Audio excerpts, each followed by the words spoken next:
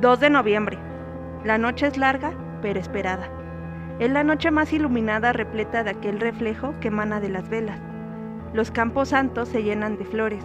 Ellas reflejan el recuerdo, el amor, la memoria. Se encienden todas aquellas luces sobre las fotos que reviven nuestra memoria. Es aquella noche en que la vida y la muerte se unen para festejarse como una sola. Es la noche donde todas aquellas almas vienen del más allá a recordarnos su esencia, para que sepan que mientras nosotros vivamos, ellos no serán olvidados. Reviviendo las memorias que en vida nos dejaron, es la noche donde la muerte no nos da miedo, solo trae recuerdos de todos aquellos a quien decidió arrancarnos, llevándonos al otro plano e inmortalizarlos, dejándonos esa herida, ese dolor que solo conoces con la muerte, reiterándonos qué breve y corta es nuestra existencia. No solo es irnos de este plano terrenal, sino es trascender y perpetuar.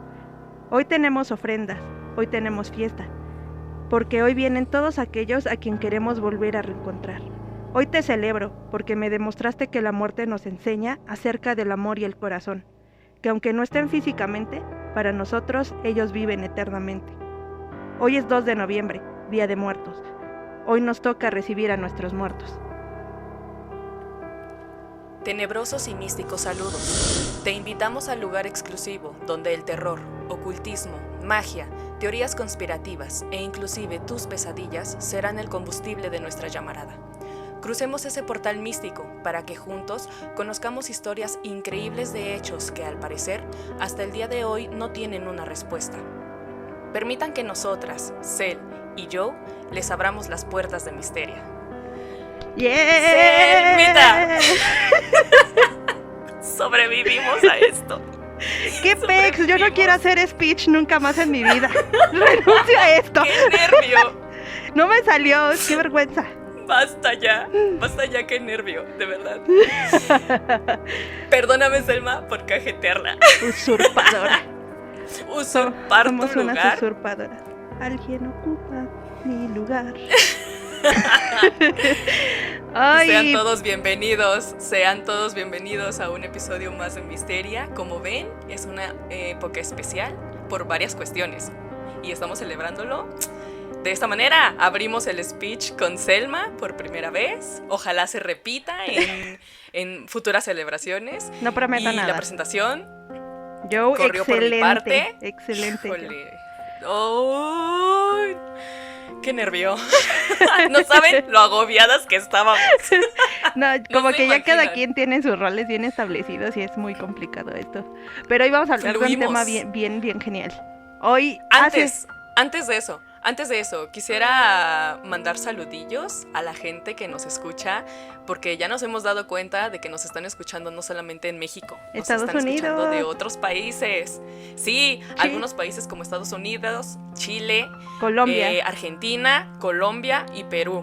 Gracias. Muchísimas gracias. Muchísimas tomarte el gracias a tiempo. los que se toman el tiempo para escucharnos, a quienes nos comentan, porque ya tenemos comentarios, tenemos propuestas de temas para el futuro, algunas preguntas que nos han hecho en los videos muy interesantes sobre los temas, como que a ustedes también les deja el trip en la mente y se están animando cada vez más a interactuar sobre los temas. Muchísimas gracias a todos, por eso estamos de celebración también. Los celebramos a ustedes, celebramos a todo y llegó Halloween, llegó Día de Muertos. Exactamente. Ya llegó, Selma. Y para justamente a toda la gente que nos escucha de otros lados, pues ¿por qué no darles a conocer un poquito de nuestra historia, Joe? Así es. De nuestras Así tradiciones. es, en esta ocasión vamos a hablar de nuestras tradiciones, de cómo da inicio esto que ya es mundialmente conocido como Día de Muertos o el Día de los Muertos, que se popularizó mucho ya en la cultura pop debido a Disney, precisamente. Todos conocen la película también de Coco y cómo se viralizó. La película de la Agente 007, donde reflejaba, ¿no?, lo que antes no se hacía en nuestro país, que eran los desfiles.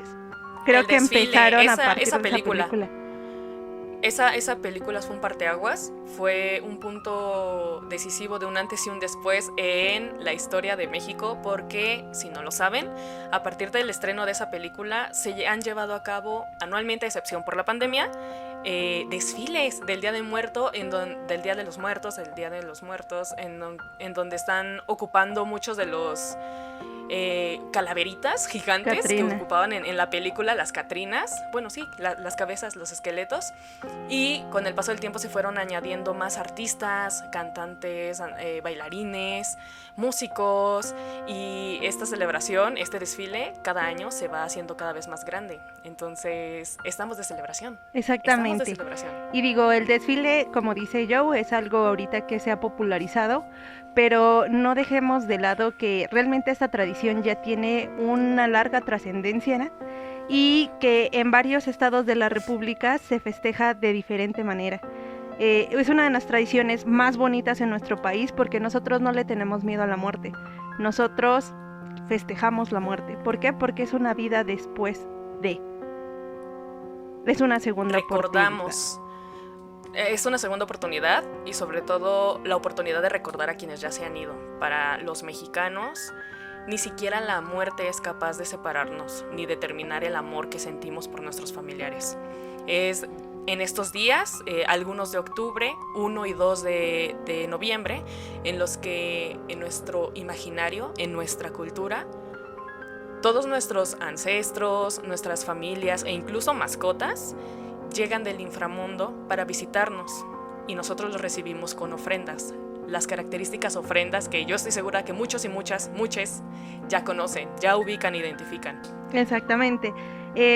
Usualmente el día 1 y 2 de noviembre es cuando se honra a nuestros muertos, a toda la gente que ya partió, y por eso era importante que conocieran un poco del Halloween, en los orígenes del Halloween, porque quieras o no va vinculado mucho el Halloween con lo que es Día de Muertos, con todas esas celebraciones, especialmente el Día de los Fieles Difuntos, que adopta el catolicismo y o de todos los santos, como también lo llamaban, y se mezcla con lo que vienen siendo las festejas de los festejos de las fiestas paganas. Entonces ahí surge mucho de lo que tiene que ver con el Día de Muertos.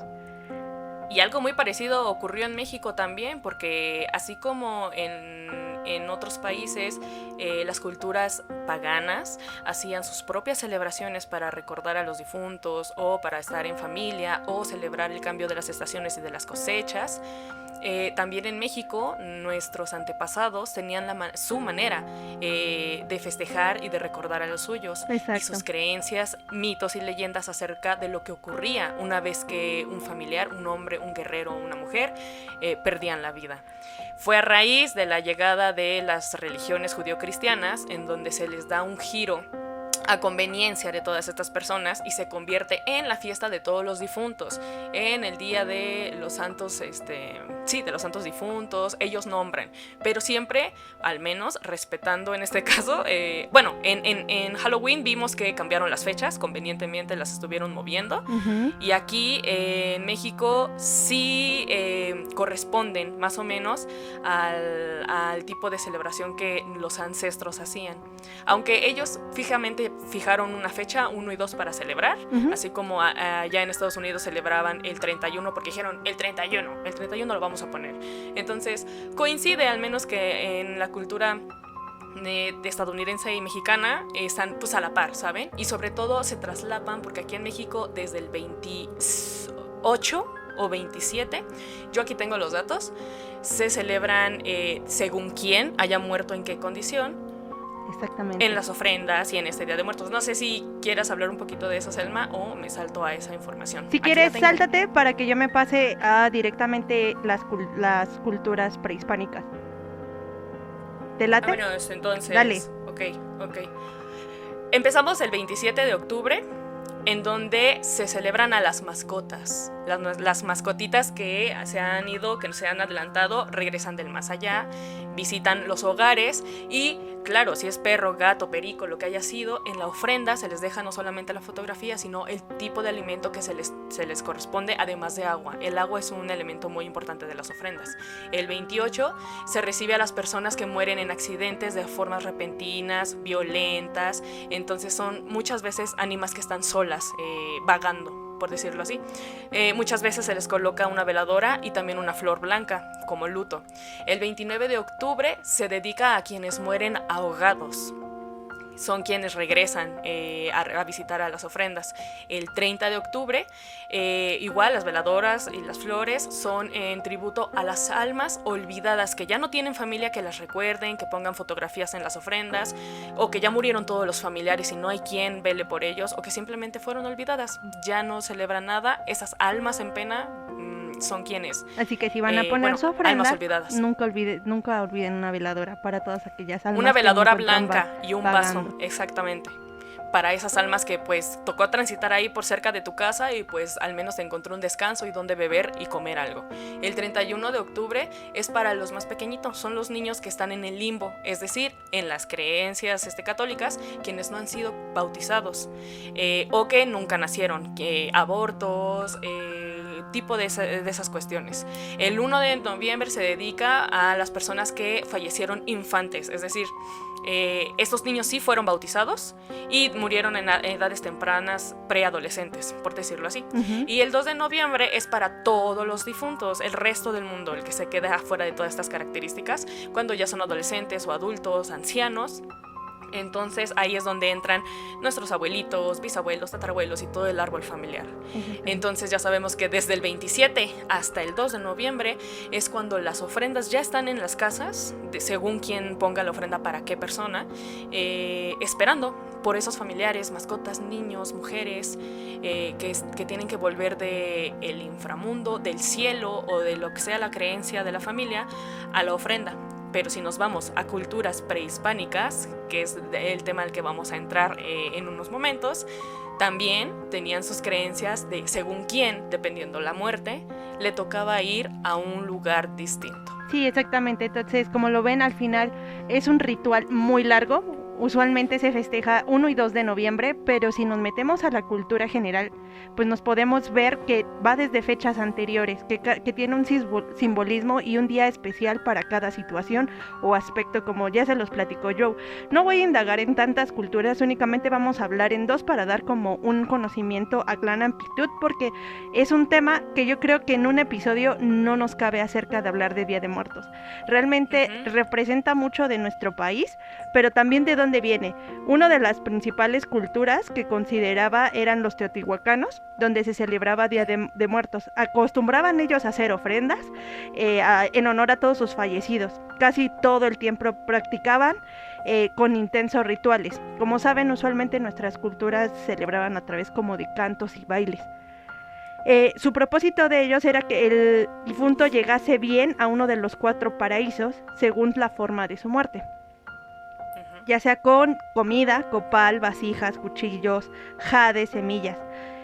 Aquí era importantísimo el rol que manejaba el Xoloitzcuintle para que los ayudaran a pasar a la luz y poder pasar por el inframundo sin que ellos se perdieran. Era necesario, decían que inclusive si tú como persona habías tratado mal a los perros en vida, claro, ellos no te ayudaban a llegar a ese paraíso, a poder cruzar ese inframundo.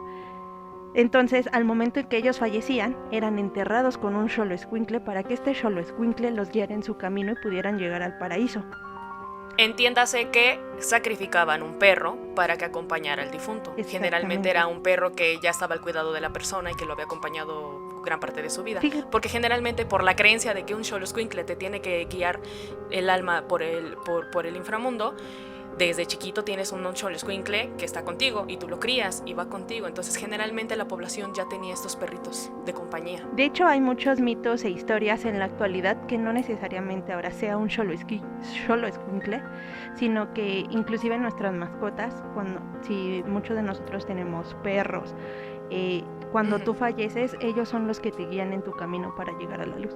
Ese es un mito que actualmente se maneja aquí en México, donde tus horas y mascotas son los que te guían para poder llegar a ese paraíso, son tus ángeles, por así decirlo. Pero para los creyentes más ortodoxos, en el Mictlán hay un sitio que hay que cruzar en el que el Xoloitzcuintle sí te ayudaba precisamente a pasarlo. Entonces era, para su cosmología, el Xolo, el que te ayudaba a cruzar unas aguas que te ayudaban a cruzar. Sí, entonces, justamente. Te digo, aquí lo importante es que consideraban 4 subsectores. Ahora sí no sé qué me está pasando, me estoy trabando demasiado. Son los nervios del speech, hermana. No me dejes esa tarea nuevamente, por favor. Les encargo. Así. Mes del terror especial. Hasta me pongo nerviosa. Te digo, esto era muy similar a lo que nos manejabas ahorita, Joe, de los días. Porque se manejaban cuatro subsectores donde se dirigían los difuntos según su edad. Era el 1, 2, 3 y 4, así lo llamaban. El primero es el recinto, donde se encontraban los difuntos jóvenes y aquellos que no alcanzaron a nacer, como lo mencionabas. Ahorita tú dabas un día específico para ese tipo de situaciones. Se les enterraba en posición fetal en la tierra. Esa era una. El subsector 2 era los adolescentes, que se encontraban en sus ofrendas distintos vegetales y huesos pertenecientes a animales. El subsector 3, en este ya se encontraban los adultos, tanto varones como mujeres, y a estos difuntos se les colocaban en vasijas grandes de barro, prosiguiendo con el crematorio, o sea, ellos sí los hacían cenizas. Ya que creían que este lugar prevalecía la abundancia y la paz eterna. En su ofrenda se encontraban cañas de azúcar y comidas típicas. De ahí viene, porque en la actualidad se pone usualmente como cosas de barro y las cañas, porque la caña también viene siendo algo muy representativo en nuestras ofrendas en la actualidad. El último sector, que es el 4, aquí se dirigían los adultos mayores, o sea, ya estamos hablando de ancianos, que se colocaban en hogueras de madera para la cremación de los cuerpos. Se creía que los ancianos regresaban a la tierra después de la muerte en forma de animales. Porque es importante que vayan a tema de resurrección, porque explicamos el contexto de que nuestras almas únicamente son una cuestión de energía y nuestro cuerpo únicamente el transporte. Entonces así aquí es, capítulo 11. Váyanse a resurrección para que comprendan un poquito de por qué se da y por qué es uno de los efectos paranormales más documentados. Aquí esto es referente a la cultura teotihuacana, pero ¿qué pasaba con los aztecas? No, esos manes se volaban más la cabeza, hermana. Se volaban más la cabeza. ¿Tú quieres hablar algo de esto? Dale. Pues a ver si coincidimos, porque igual hay 4 clasificaciones de lugares distintos a los que iban según el tipo de muerte. Exacto. Estos lugares son nombrados Mictlán o lugar de los muertos, en donde su gran señor es Mictlantecutli, el señor de la muerte. El segundo es Tlalocan, el lugar donde habita Tlaloc. El tercero es Tonatiuh Ichan, la casa del sol, que es el sitio donde mora Huitzilopochtli. Y el cuarto es Zincalco, la casa del maíz, que se rige por Huemac. Esos son los 4 lugares a los que las almas de los muertos solían ir, dependiendo de la muerte. El que era más conocido es el famoso Mictlán, porque es donde iban la mayoría de las personas a hacer el gran viaje, que constaba de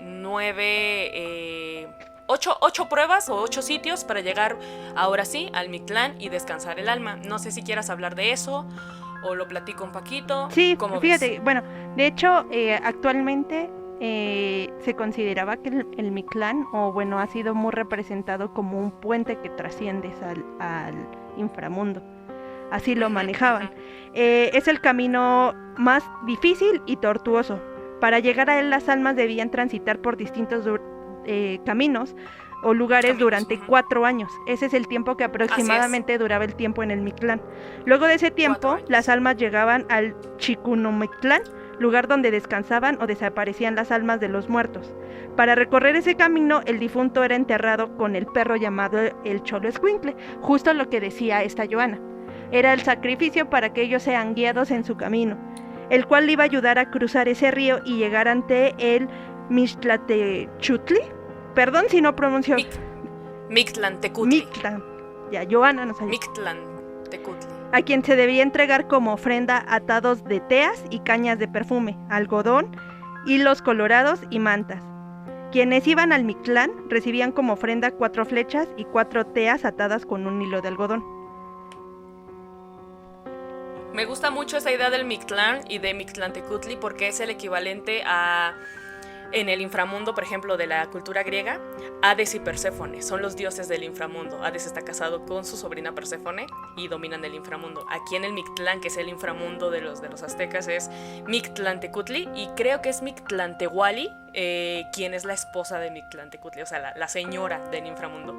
Me gusta mucho cómo no importa la distancia, no importa el tiempo, no importa el espacio-tiempo tal cual, el ser humano llega a las mismas conclusiones, a las mismas ideas, a los dioses, a la imaginario. Me encanta. Fíjate que mucho de lo que relatamos en estos caminos o vías que tomaban los difuntos para trascender al paraíso, que forzosamente tenían que pasar por el inframundo y recorrer, y por eso era importante que se les metieran todos estos tipos de artefactos como ofrenda para que cuando ellos llegaran sean entregados.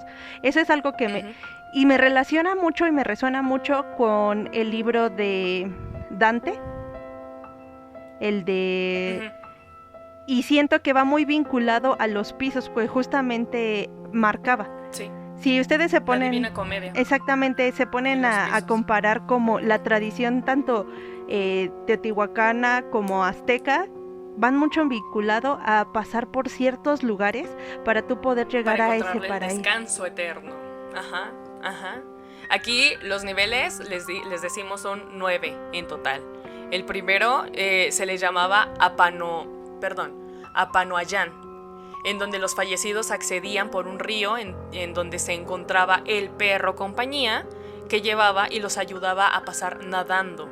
Entonces, si esa persona había sido mala en la vida y había maltratado perros, ningún perro lo iba a ayudar, incluso si sacrificaran a uno al lado de él o de ella. Ningún perro lo iba a ayudar a cruzar el río. Y ahí te atoras y te quedas como alma en pena, porque tienes que pasar los niveles para llegar a tu descanso eterno. Algo pero si como el amigo sí te ayudaba... ¿Perdón, cómo? Algo así como el limbo. Como el limbo, exactamente. Pero si tu perro guía accedía a llevarte, nadando juntos llegaban a la siguiente etapa, que es el Tepeme Monamictia, que es el lugar en donde se encuentran 2 montañas que chocan siempre entre sí, una contra la otra.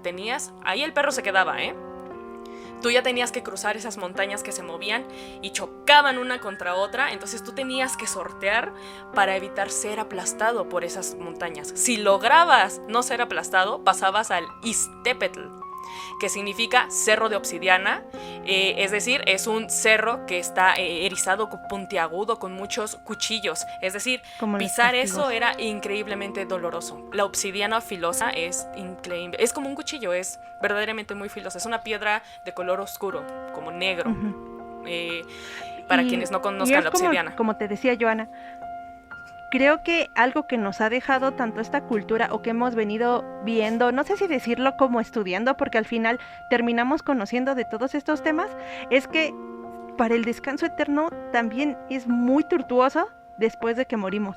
A veces pensamos que morimos y llegamos directamente al cielo por las acciones que realizamos en nuestra vida, ya dependiendo obviamente de la religión o la creencia de cada persona, pero todas las culturas nos dicen, ¿sabes qué? Lo que hiciste en vida, tienes que venir a pagar y tienes que cruzar tus caminos si quieres llegar a tu paraíso. Algo así se tocó en Reencarnación, justamente de los niveles también que había que cruzar según la angelología para llegar al Dharma. Y llegar al Dharma, a Dios, a la eternidad. Entonces está muy, muy curioso. Aquí también es un camino tortuoso. En el siguiente paso, por ejemplo, que es el Sehuecayán, disculpen. Es que sí está complicado. Es el lugar donde hiela, es decir, es un lugar donde hace mucho frío y ahí hace sentido lo que dice Selma. Preparaban los cuerpos desde antes de incinerarlos o enterrarlos para que pasaran todas estas pruebas. Los cubrían de pieles, los cubrían de abrigos, porque sabían que iban a pasar por el Sehuecayán. Entonces, para prepararlos, tenían que vestirlos adecuadamente para que pudieran cruzar. Después llegaban al Itzehecayan.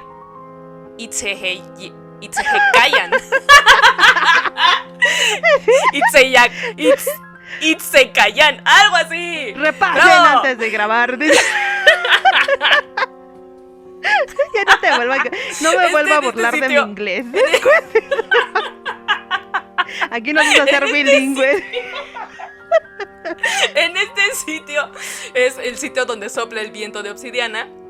Es decir, ya no solamente tenías que pasar obsidiana en tus piececitos, sino que el viento también te corta como la obsidiana. Tenías que estar triplemente bien abrigado para poder sortear esos terrores. Seguía el Teocoileualoyan. Ya pusimos nerviosa a Giovanna. Es mi karma. Espacio donde aparece un jaguar y devora el corazón del difunto. Entonces, no bastaba con lo anterior, ahora hay que salvarse del jaguar. Hay que sortear a ese jaguar. Recordemos que el jaguar, para las personas precolombinas, es un ser muy importante. Es uno de los depredadores más importantes, y tan así que, por ejemplo, en las culturas prehispánicas, los guerreros adoptaban el nombre de guerrero jaguar o guerrero águila, dependiendo de la élite a la que pertenecían. El siguiente era el Apanhuiallo. ¿Por qué te tapas la boca? Parece que está rapeando ahí.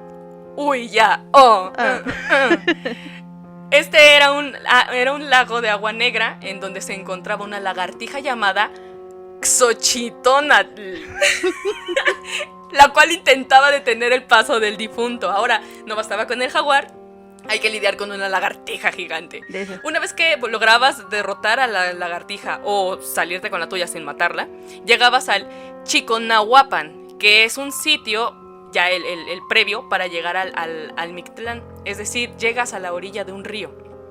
Una vez que llegas a ese sitio donde ya todo está más en calma, el alma ingresa al destino, que es el Mictlán, que también se puede traducir como lugar donde descansan las almas. ¿Cómo decías? ¿Qué nombre dijiste también, Selma, que se le llamaba a este espacio ya final? ¿Nombraste un...? ¿El Dharma?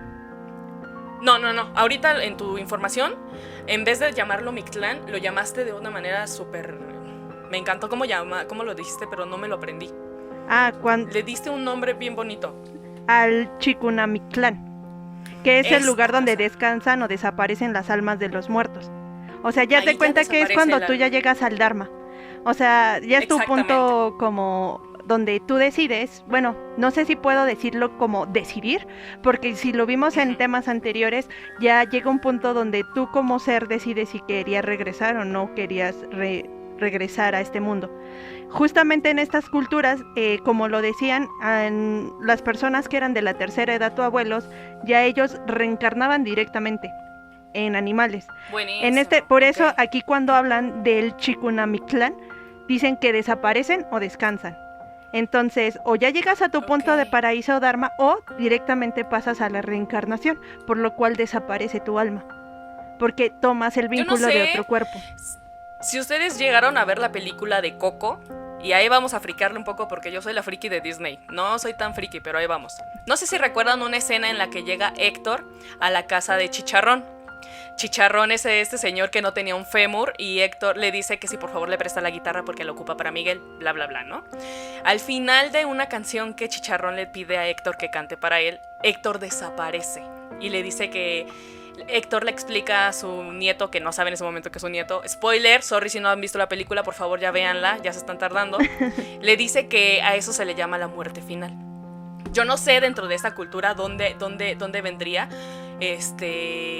tal vez eso ya llegar al Dharma, llegar al no sé qué, llegar a el momento en el que tu alma desaparece, o en el que ya te transformas, o reencarnas, o dependiendo de lo que uno piense. Chicharrón desaparece del inframundo o del mundo de los muertos para irse a quién sabe dónde. Entonces, imagínense esa escena donde Chicharrón se desvanece y su cuerpo ya no está. Algo así podría ocurrir en el Mictlán. Algo así, tu alma descansa, se va, se desvanece.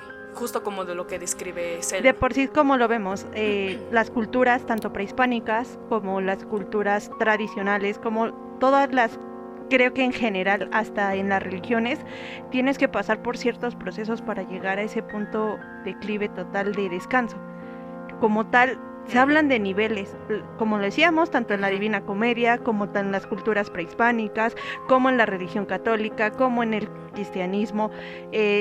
Todo lleva a un proceso. Entonces, realmente las acciones que realizas, se supone que en tu plano terrenal, tienen una consecuencia que trasciende a lo inmortal, por así decirlo, o en tu plano ya en un plano más amplio, por así, espiritual, en el cual debes de cumplir con ciertas características, tiempos, porque incluso nos hablaban de tiempos.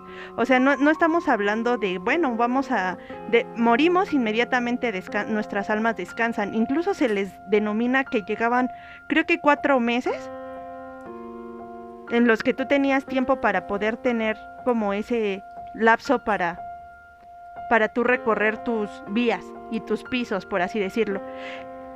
A pesar de que las culturas actualmente ya se urbanizó un poquito más, todo tiene un simbolismo.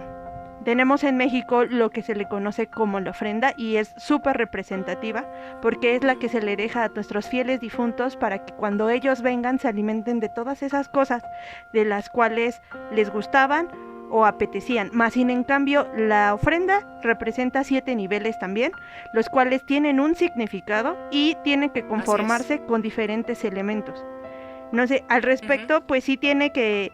El altar de Día de Muertos usualmente se utilizan materiales que tienen como significado, uno, las calaveras de dulce, que tienen escrito el nombre del fiel difunto. Del difunto, sí. Y el pan de muerto, que es un tipo de pan de dulce que se ondean de diferentes figuras. Y... Que ojo, no está hecho con cenizas de muerto, porque yo no sé si les ha llegado ese TikTok en el que dice que el pan de muerto está hecho con cenizas de muerte. Gente de Latinoamérica, Estados Unidos, España, que nos están escuchando. El pan de muerto no está hecho de muertos. No está hecho de muertos, azúcar, de cenizas. Es azúcar. Es solo azúcar y harina. Un poco Relájense. de harina. Creo que, fíjate que tengo una familiar que me platicaba mucho que cuando ella estuvo en Europa con sus amigos, su familia les llevó las calaveras, las tradicionales calaveras de azúcar con el nombre. Sí. Entonces sus amigos de Europa se espantaron muchísimo porque dijeron, ¿qué es esto? Así como brujería, no sé. Un cráneo reducido, sí, ¿no? O sea, ¿por qué metas una figura, un cráneo con mi nombre, ¿no? En México nosotros usualmente los ponemos en nuestra ofrenda y es representativo. Pueden ser la de nuestros familiares fallecidos, inclusive pueden ser nuestros nombres.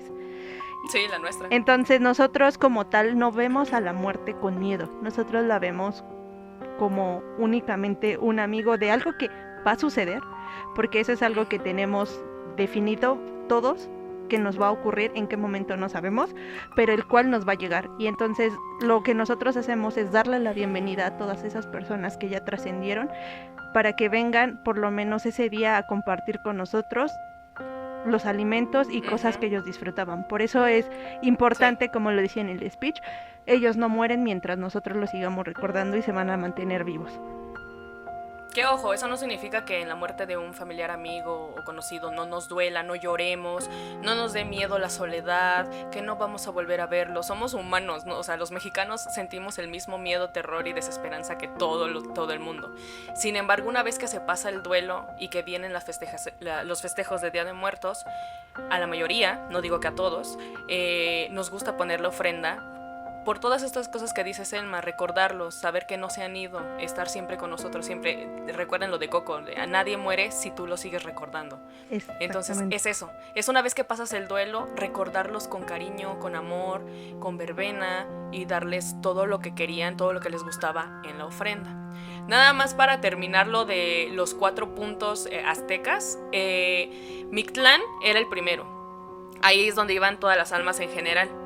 El segundo era el Tlalocán, en donde estaba el rey Tlaloc, que era el dios de la lluvia, y a iban quienes morían por rayos, se ahogaban, leprosos, sarnosos, y todas las personas que morían por ese tipo de enfermedades. Estaba el Tonatiuh-Ichan, que es la casa del sol, en donde llegaban como los más los más consentidos, que eran estas personas que morían, se convertían en aves, en colibríes, pájaros sagrados, en pájaros con plumas muy vistosas, incluso en mariposas de alas muy vistosas. Entonces hay una tradición que aquí en México a muchos les gusta creer, que es que cuando ves un colibrí cerca de tu casa o que estás muy seguido viendo un colibrí, es un familiar que viene a visitarte. Forma parte de este folclore del Tonatiuh Ichan, que es la Casa del Sol,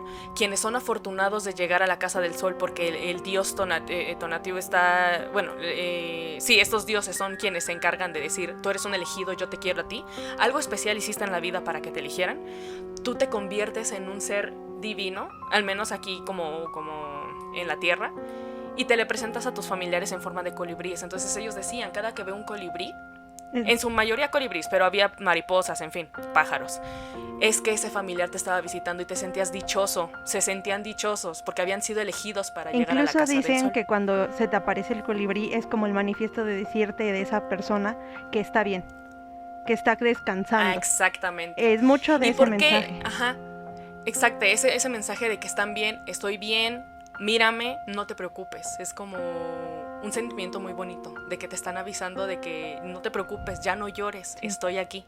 Ay, hasta sentiste bonito. Sí, sí, bueno, quienes tenemos personas casa, fallecidas y hemos visto colibríes, es como un... no hubieran sabes. visto la cara de Selma. Hubieran visto la cara de Selma que puso ahorita. Verdaderamente, en esta Casa del Sol, ¿por qué eran elegidos a hacer cosas tan maravillosas como colibríes? Porque eran personas que morían en batalla. Eran personas que habían hecho cosas extraordinarias, como guerreros que habían muerto en la guerra, en campos de batalla. Ahí es donde morían y los elegían los dioses. También cuando hacían sacrificios gladiatorios, es decir, cuando eras ofrendado a algún dios, tu alma era directamente para la Casa del Sol. Te convertías en colibríes.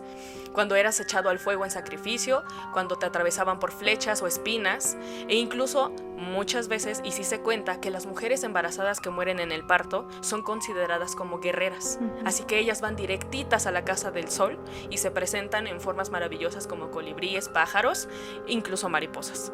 Entonces todas ellas son considerados guerreros y por eso la Casa del Sol los elige a volver a la tierra en forma de estos maravillosos animales.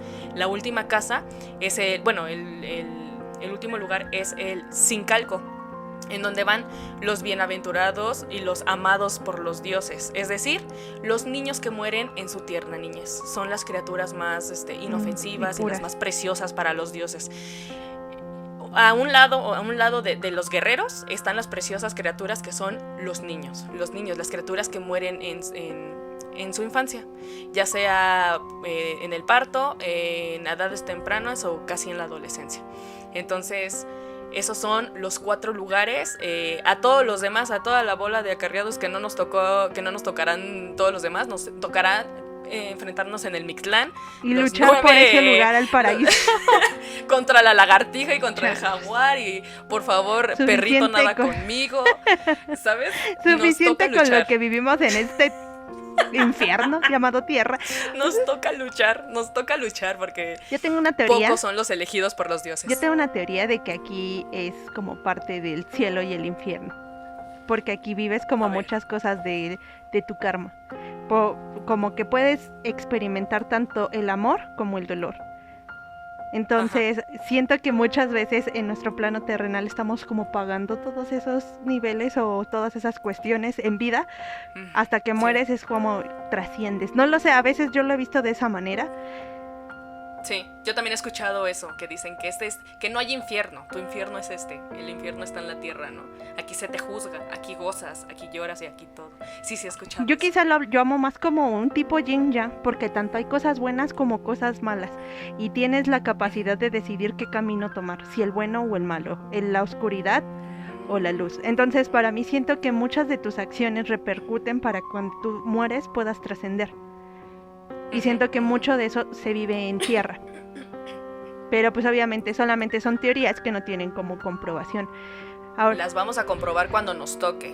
Ahí sabremos de qué lado masca la iguana. Ahí encontraremos. Ya. ¿A qué lugar les gustaría ir una vez que mueran? ¿Al Mictlán? ¿A la Casa del Sol? ¿A los estratos que te dan los ángeles para llegar a un Dharma?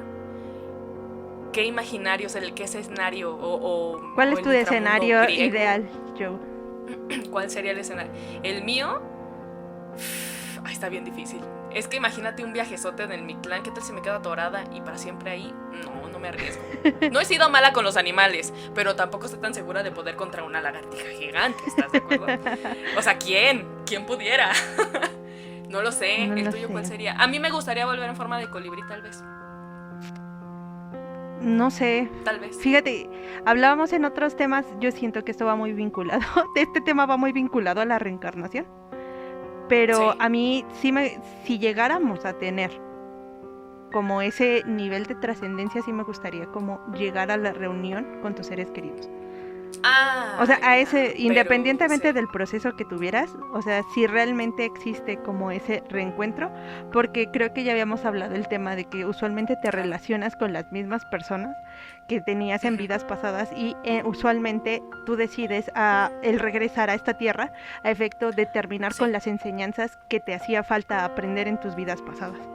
Como cual no Sí. manejábamos un límite de vidas pasadas, sino que únicamente el necesario para que tú puedas llegar a tener el aprendizaje que necesitas o bien para llegar a tu Dharma. Es muy A mí vinculado. también me gusta eso. Me gusta eso del reencuentro con los seres queridos. Te doy un voto a favor. Pero me gustaría que añadirle a eso el ya no reencarnar. Si existe la reencarnación, a mí me gustaría ya quedarme ahí. En De el hecho, Dharma, es lo en que el comentan, paraíso, que en el lo que sea. una vez que cumpliste Ya con quedarme ahí. tus aprendizajes, tú ya puedes decidir si quedarte o morir, Yo diría, o reencarnar. no se ofrece, gracias, así estamos chido, ya viví la experiencia mortal, no se ocupa. Y yo los veo desde aquí. Eso haría yo, Decide. eso haría yo.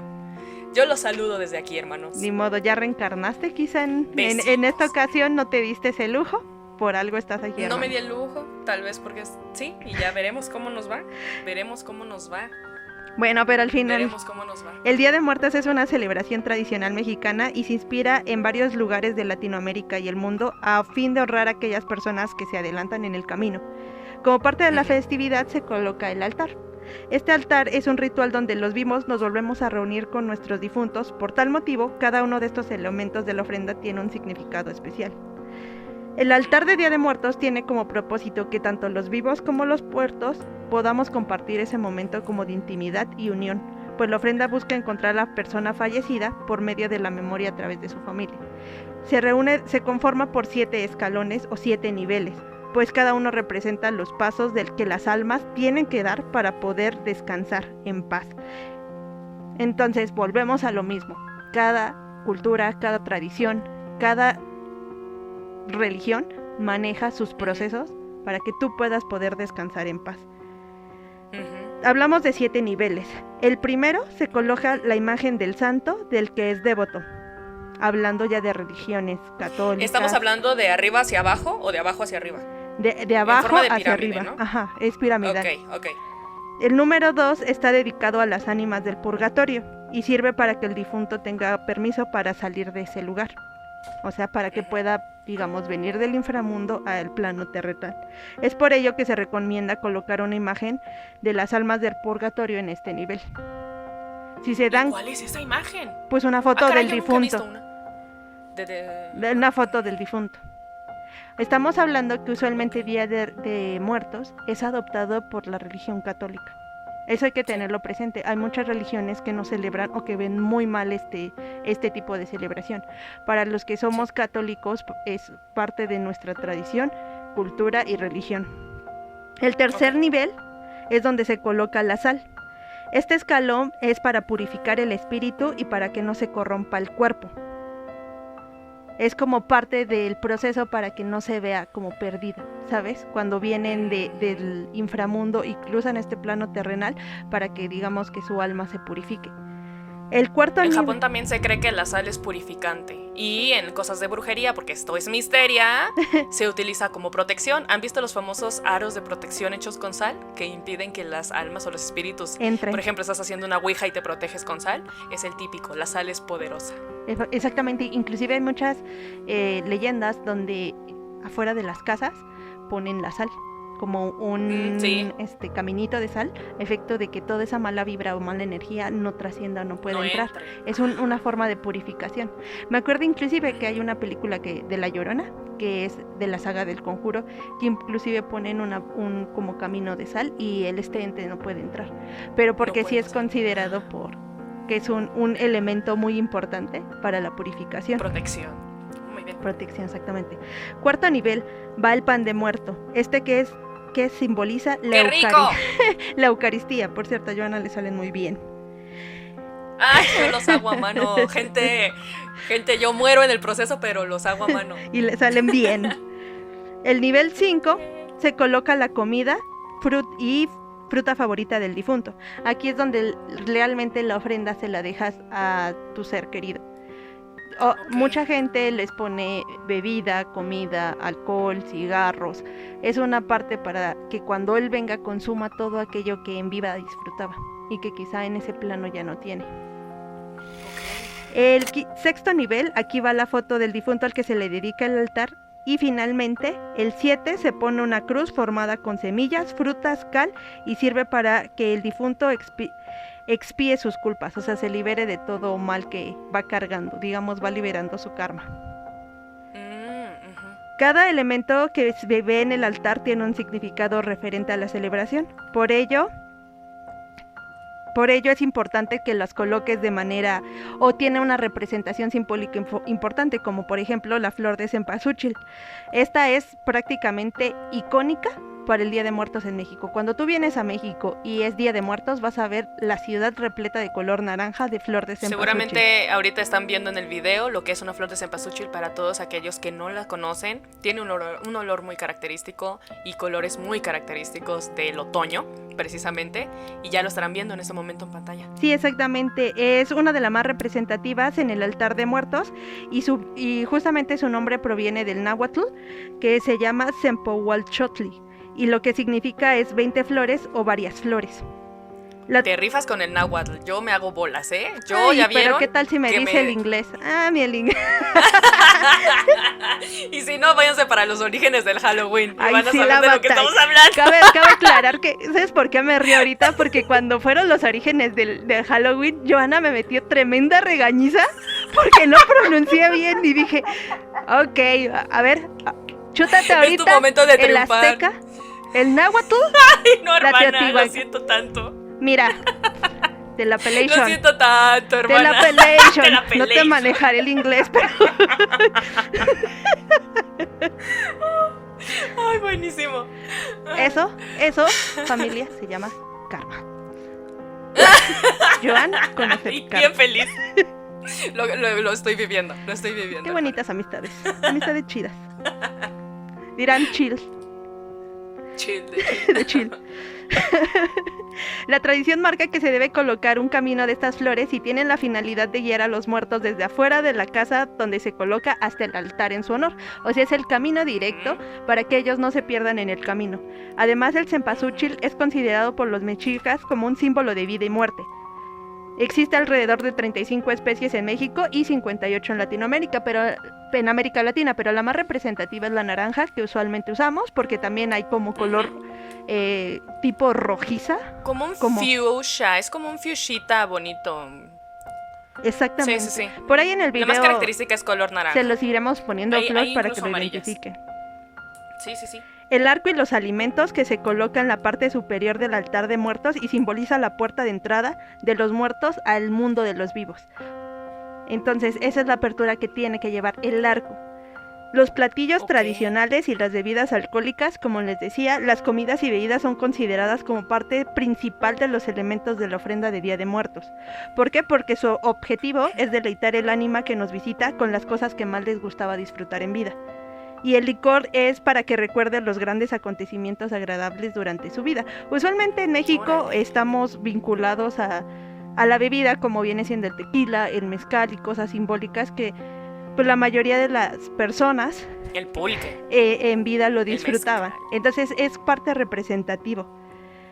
Ahí ya le puedes agregar la comida que más le gustaba, o sea, al difunto. El chiste es que ellos se deleiten de lo que disfrutaban en vida. El agua y la sal son súper importantísimos en el altar de Día de Muertos. El agua, porque significa la pureza del alma.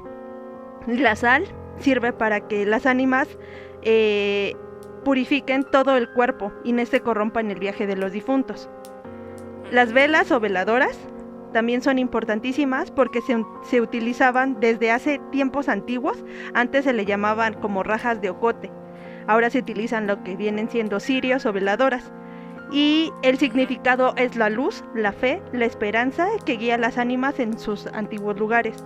La cantidad de velas depende ahora sí de cada hogar o cada familia. El chiste es alumbrarles el camino mientras ellos vienen trascendiendo. Junto con la flor. El copal y las flores también tienen un significado, que es su alabanza. Se utiliza para ahuyentar los malos espíritus y así el alma puede entrar a su casa sin peligro. Muy similar a lo que veíamos en Halloween Heap, que muchas casas adornaban y tapaban su...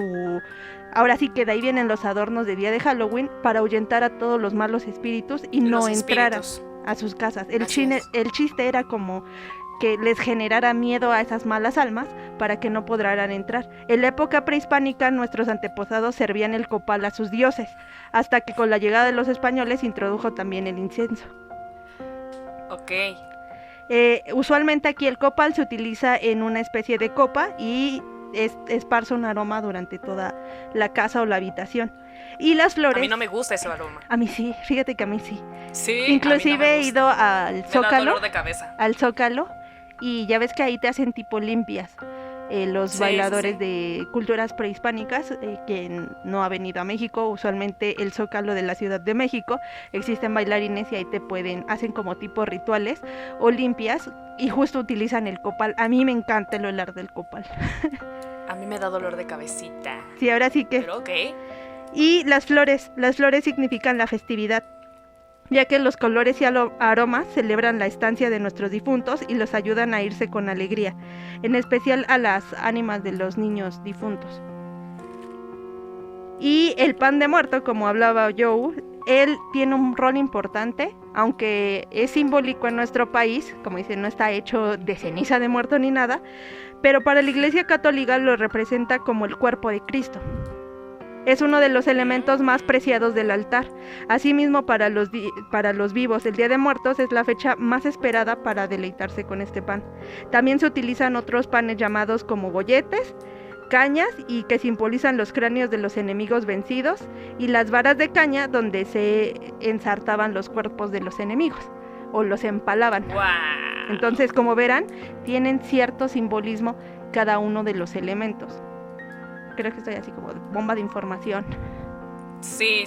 Además esto es una guía más o menos de cómo poner la ofrenda, más no quiere decir que es estrictamente eso, sino tu difunto no va a poder venir y estar contigo y poder disfrutar de la ofrenda. Cada quien hace la ofrenda como dicen los católicos, Dios les da a entender. Exactamente. O sea, a tus posibilidades, a tu gusto. Mi ofrenda no se parece nada a eso.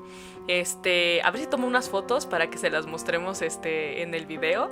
A mi mamá le gustan mucho los alebrijes. Los alebrijes se cree también que son como guías espirituales. Tal vez no te guían en el Mictlán, pero sí como que son como los guías espirituales de los familiares. Y a mi mamá le gustan mucho los alebrijes y tenemos alebrijes en la ofrenda.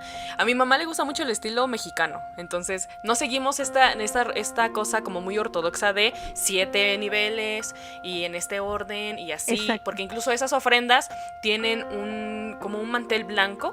Tiene que ser totalmente así como blanco y sin color, porque el color ya lo dan las flores, la fruta y todo ello. Y aquí nosotros no hacemos eso. O sea, no sé tú, Selma, en tu casa, no sé si ya pusiste tu ofrenda. Nosotros ya, porque somos unos exagerados. Bueno, yo soy la que la pone y yo ya empezó octubre y ya me puse a adornar todo. Pues mi ofrenda no representa así como tal los 7 niveles, que se supone que es la ofrenda correcta. Pero sí pongo, por ejemplo, la gran parte de los elementos que se manejan. Sí pongo el agua, sí, claro. Sí pongo la sal, sí pongo las velas, sí pongo las calaveras, pongo los alimentos y comidas, sí pongo el pan de muerto y obviamente las fotos. Las veladoras, y ya las mencioné. Como que todos los elementos principales sí los pongo, aunque no los pongo los niveles, no los pongo escalonadamente, quizá por espacio o quizá por cuestión de que sí es muy laborioso el generar una ofrenda. Y costoso incluso, dependiendo de qué tanto te la vueles ahí adornando.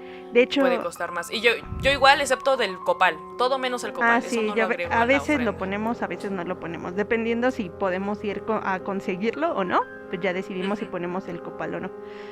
Pero sí, usualmente todos los elementos que conlleva la ofrenda, sí lo pongo, aunque lo pongo en un nivel o máximo 2. Yo solo en uno. Y hay como un techito en el que ponemos los alebrijes. Bueno, ya les estaremos mostrando. Espero sí mandarles las fotos para que lo estén viendo ahorita. Sí, igual les pondremos algunas fotos de cómo debe ser según conformado según la religión católica. Los niveles, y para que se den una idea, usualmente en varios estados de la República los ponen así. Ahora también cabe considerar que en varios estados o en los panteones se va y se pone, no se pone en el altar, pero van y adornan la tumba y ponen exactamente la foto de la persona que falleció y le decoran su tumba con flores, con veladoras, e inclusive muchas veces ahí le ponen los alimentos que él le gustaba o más disfrutaba. Sí, mucha gente se queda a comer o se queda toda la noche en la tumba celebrando, bebiendo, compartiendo música, hablando, mientras comen ahí. Sí, comen a mucha gente que le da miedo ir a un panteón de noche, déjenme decirles que en estas fechas aquí en México se llenan. Están llenos y panteones. La gente pasa toda la noche en el panteón. Y se ven preciosos. Ojalá podamos posarles unas imágenes de, por ejemplo, en Michoacán, los panteones michoacanos se alumbran de una manera tan maravillosa. Y yo como jodo con Coco, pero es que de verdad ese es el referente universal para que la gente que no es mexicana nos entienda. Michoacán fue el fuente de donde los Imagineers, o no sé cómo se les llaman a estas personas que hacen las películas, se inspiraran para el panteón en donde ocurre todo lo que pasa en la película de Coco. Esos colores naranjas y tanta flor y tanta vela y esa iluminación cálida viene de este escenario que es real. Esto sí existe en México y les vamos a pasar imágenes de eso. Y yo creo que Coco se queda corto a lo que en realidad representa, o lo puedas ver tú en vivo, porque inclusive hay panteones que tienes que cruzar lagos en trajineras para poder llegar a ellos y verlos. En Pátzcuaro, Michoacán, creo, ¿no? Sí, creo que sí es Pátzcuaro. No sé si es ahí. Y justamente cuando llegas es maravilloso el verlo, o sea, es un hecho... Bueno, la gente hace fila para poder entrar al panteón, de tantísima gente que se junta. Vienen extranjeros a tomar foto, a tomar video, a documentar. Las lanchas se llenan de gente que va y viene, y es como una pequeña isla. Y compartir el sentimiento, porque mucha gente, les repito, no le tienen en este momento miedo a la muerte, sino al contrario, sí, es una noche. Están celebrando. Quizá es muy contradictorio para otros países el conocer parte de la cultura mexicana, pero yo creo que es una de las más maravillosas y hermosas que tenemos nosotros de tradiciones. Y un elemento bien importante que se nos está yendo, Joe, es el papel picado. El papel picado es súper tradicional en México. Realmente no es Día de Muertos si no hay papel picado en las calles o en la casa.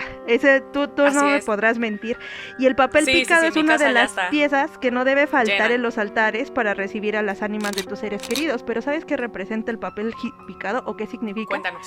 Pues el viento y la alegría. Son los dos elementos que representa.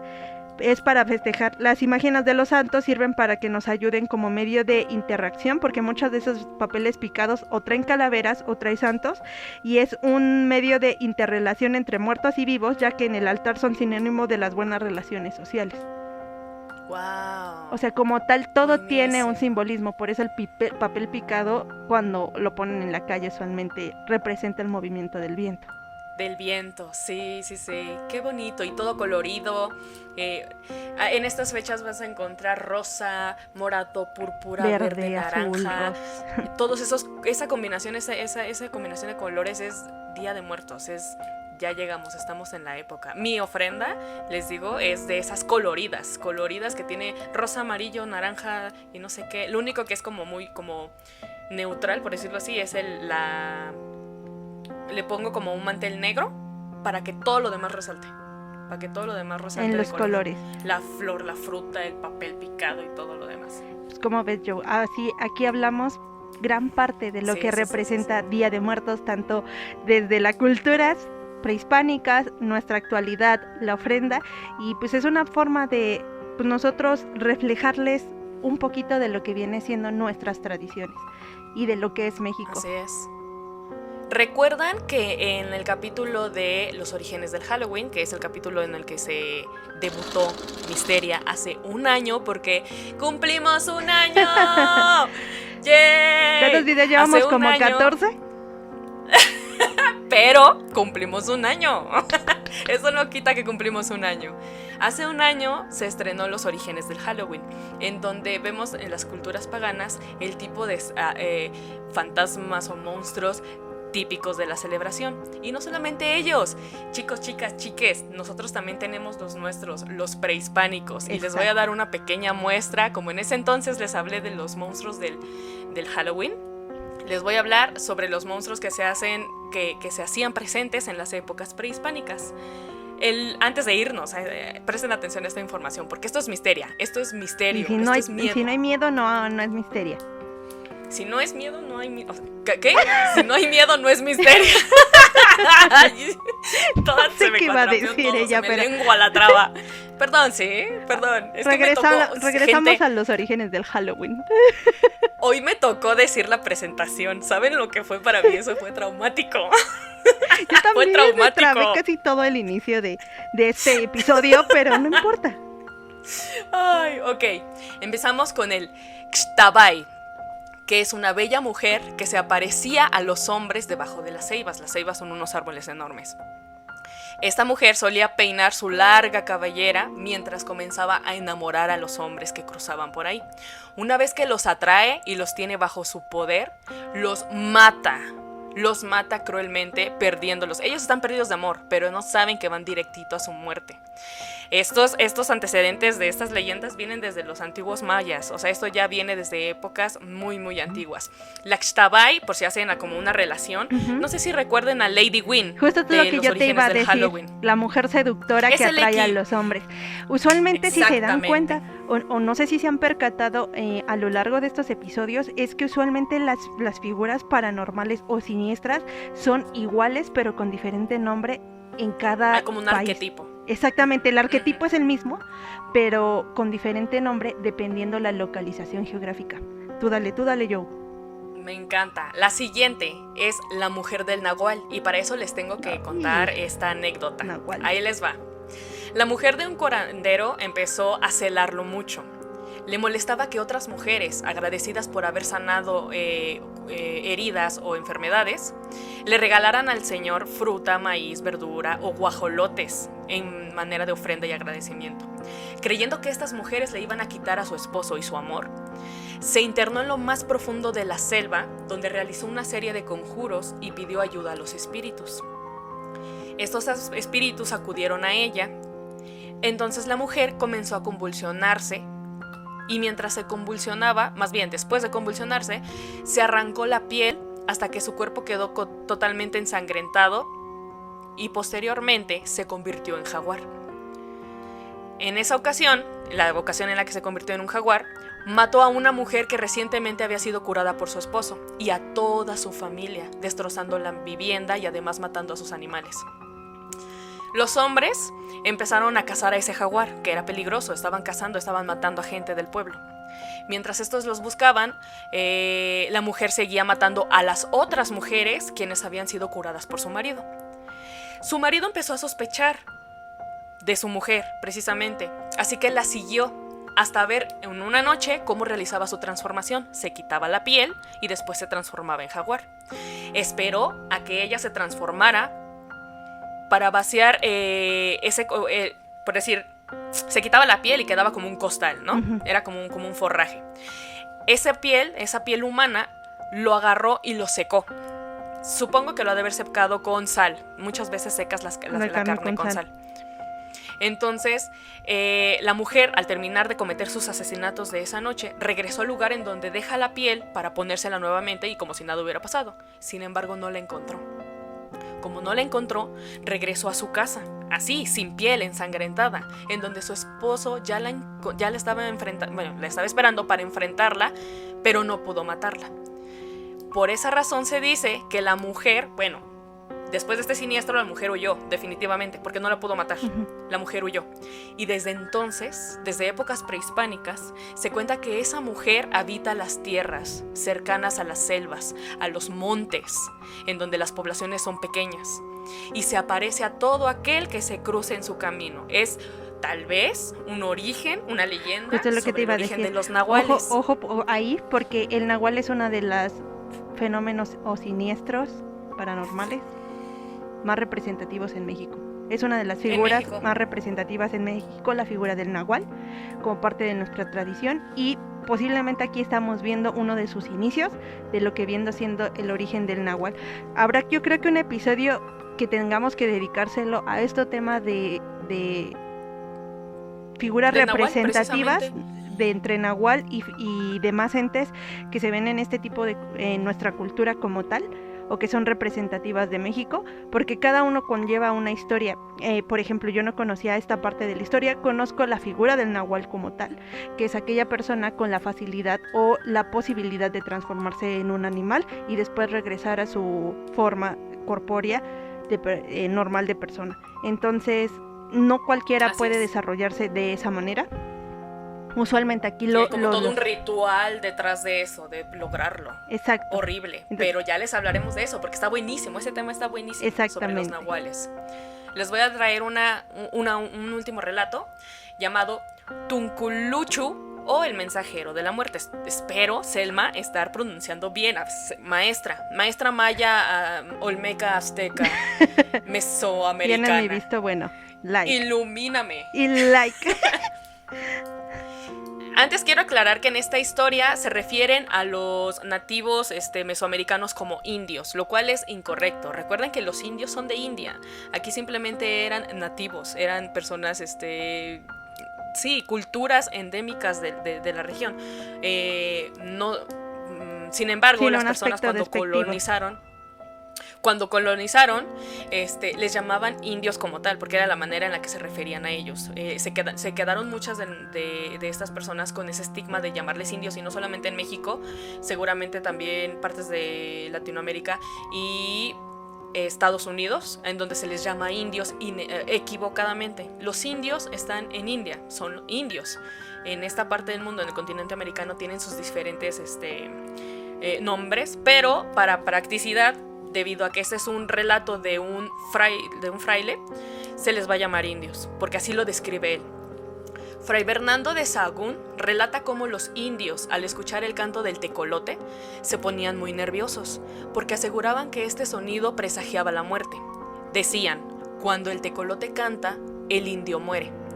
Este temor hacia el canto de esta lechuza, búho o tecolote, forma parte de la leyenda del Tunculuchu o tecolote.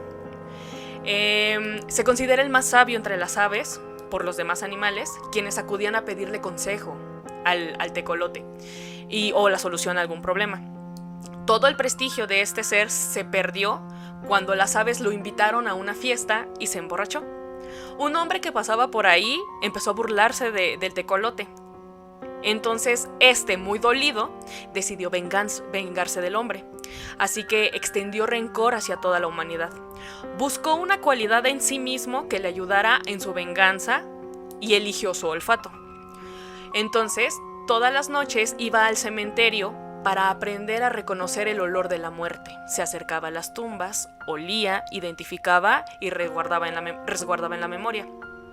Así se dio la tarea de anunciar al ser humano su muerte. Ya podía identificar cuando alguien iba a morir. Así que se mantenía cerca de los lugares en donde había gente moribunda o que presagiaba que iba a llegar la muerte, anunciando con su canto la hora fatídica de la muerte. Cuando se ve un tecolote o un búho, una lechuza, merodear a un enfermo, una familia en desgracia, era esta creencia de alguien va a morir, viene a presagiar la muerte. Entonces, estas son las 3 leyendas de 3 seres que se aparecían, que contaban y relataban nuestros ancestros, que ocurrían en estas fechas de finales de octubre, inicios de noviembre, Mictlán, Halloween, Día de Muertos, como ustedes lo quieran nombrar. Mucho misterio, mucho miedo, mucho terror. Y mucho camino que trascender después de la muerte. Así que todo depende de qué vengas a hacer en esta vida y cómo te comportes. Tú ya sabrás qué rumbo vas a tomar y si tendrás que un paso directo al paraíso o serás de los elegidos para llegar a tu Dharma, o bien tendrás que cruzar por esos caminos del umbral para que por el inframundo a efecto de poder llegar a cumplir tu momento de paz y que tu alma ahora sí pueda descansar. Entonces... Hasta pareces poeta, mana, me gustó, ¡bravo! Ahora sí que todo lo que hagas en vida se va a reflejar. Así, sea bueno, sea malo, yo soy fiel creyente. Todo lo que hagas, tanto bueno como malo, regresa a ti. Así que la mejor de la vibra a todo el mundo. Así es, y esperemos que en estos días, en esta semana ya próximos, esto se está publicando en viernes, pero próximamente se viene Halloween, Día de Muertos. Para quienes festejen esta celebración de la manera en la que les hemos relatado, esperamos que pasen unas noches tranquilas en compañía de sus familiares, que coman mucho pan de muerto, chocolatito, café, que estén en compañía de los suyos. Si van a ir al panteón, llévense ropa abrigadora porque hace un chingue de frío. Y si en otros países quieren disfrutar un poquito de esto, pueden poner su veladora, su agua y un poquito de sal. Y también recibir a estos seres para que vengan a su casa. No es una cuestión geográfica, es una cuestión de creencia y fe. Entonces, quieren recibir ustedes a sus familiares, denles esa oportunidad. Creo que estos días te lo permiten, esa tradición te lo permite, y creamos un poquito en aquello a lo que no podemos responder. Así es, un muy bonito episodio para el primer aniversario de Misteria. Y nada más quiero decirles que estén atentos porque por aniversario les vamos a dar un regalito próximamente. Y terrorífico, disfrútenlo, va a estar genial. Entonces, terrorífico. Va a salirse de todo el contexto para de todos lo que ustedes. podemos decir, va a ser de Misteria, con mucho cariño. Es algo bien diferente, de verdad esperamos que les guste. Nosotras solamente estamos aquí para disfrutarlo, Joe. Sabemos que hacemos esto. Y nos gustó mucho. No saben qué sentimiento tan bonito. Nos gustó mucho hasta estar en este episodio muertas de miedo y de vergüenza, pero celebrando Día de Muertos, celebrando el primer aniversario de Misteria. Y nuestras fechas favoritas. Se viene ya. Recuerden, si van a salir con los niños a pedir calaverita. Bueno, tampoco hablamos de eso, pero sí, igual que en Estados Unidos, aquí en México salen los niños a pedir su famoso trick or treat, solo que aquí se le llama calaverita. Entonces, es igual. Entonces, vayan por muchos dulces, coman muchos dulces. Y disfruten esta fiesta. Los queremos. Bye bye. Cuídense mucho y nos vemos para la sorpresa. Cuídense. Chao. Chao.